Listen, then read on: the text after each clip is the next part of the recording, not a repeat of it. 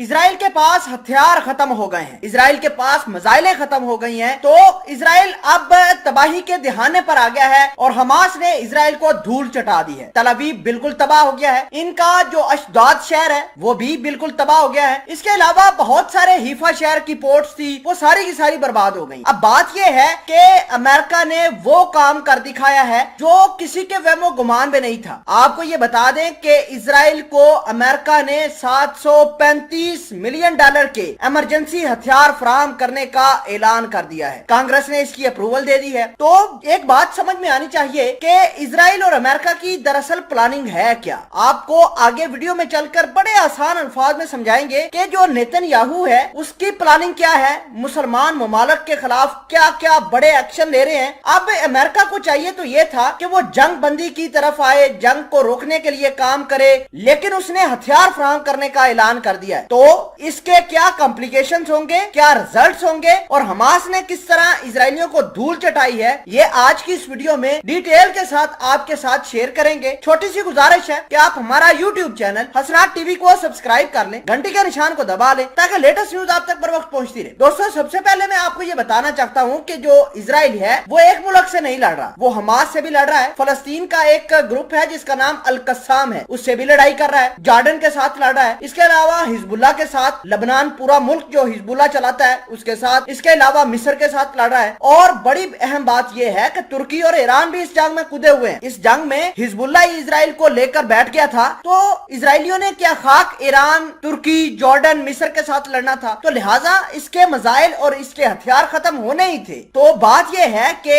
America की Biden administration ने 735 million dollar के हथियार जो है वो इसराइल के लिए रवाना कर दिए हैं। तो बात यह है कि नेतन्याहू और अमेरिका के सदर बाइडेन ये सारे के सारे मिलकर 57 ममालिक के खिलाफ प्रोपेगेंडा बना रहे हैं। अब इन्होंने करना क्या है कि एक एक मुसलमान मुल्कों के साथ आपस में लड़ाई करवानी है और लड़ाई करके इसराइल ने भी तमाशा देखना है और अमेरिका ने भी तमाशा देखना है। और जब इस्लामी मुल्क तबाही के कगार पर खड़े होंगे तो फौरी तरीके से इसराइल भी अटैक करेगा मुसलमानों के ऊपर और अमेरिका भी पीछे से अटैक कर देगा। अब कौन कौन से ममालिक इसराइल के हिट लिस्ट पर हैं जरा वो देख लेते हैं। पाकिस्तान, इसके अलावा तुर्की, ईरान, जॉर्डन, मिस्र, फलस्तीन खुद है ही, लबनान, ये सारे के सारे अरब ममालिक जो हैं वो इसराइलियों की हिट लिस्ट पर हैं। देखिए बात यह है कि जो करीब करीब इसराइल के अरब ममालिक हैं उनका तो बहुत ज्यादा नुकसान हो सकता है। तो दोस्तों, सबसे अहम और बड़ी बात यह है कि जो 735 मिलियन डॉलर की असले की डील साइन हुई है इसमें कौन कौन से हथियार या मिसाइलें अमेरिका अपनी जो है इसराइल को रवाना कर सकता है। तो आपको ये बात समझनी चाहिए कि इसराइल की लैंड फोर्सेस इतनी खास नहीं है, ना ही उसकी कोई इतनी कैपेसिटी या इतनी कैपेबिलिटी है कि वो